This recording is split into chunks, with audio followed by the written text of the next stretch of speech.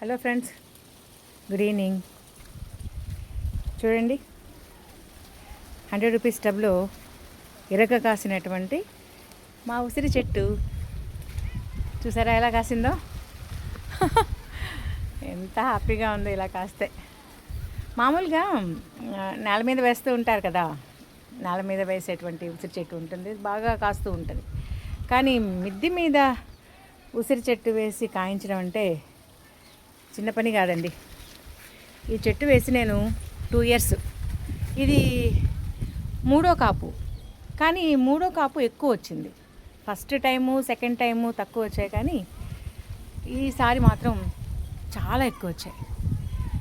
చూడండి ఎలా కాసాయని చూడండి. ఇక్కడ కూడాను అన్నీ మొత్తం ఇక్కడ స్టార్టింగ్ నుంచి చూడండి.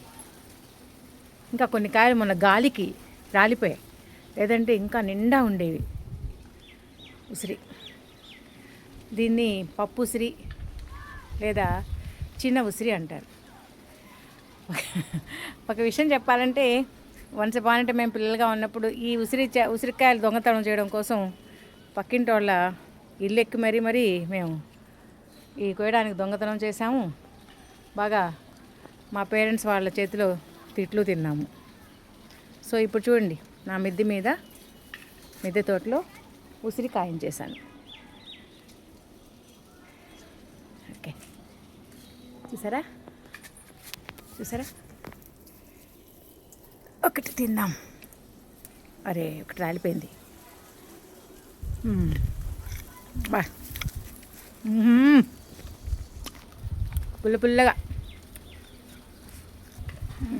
ఆహా,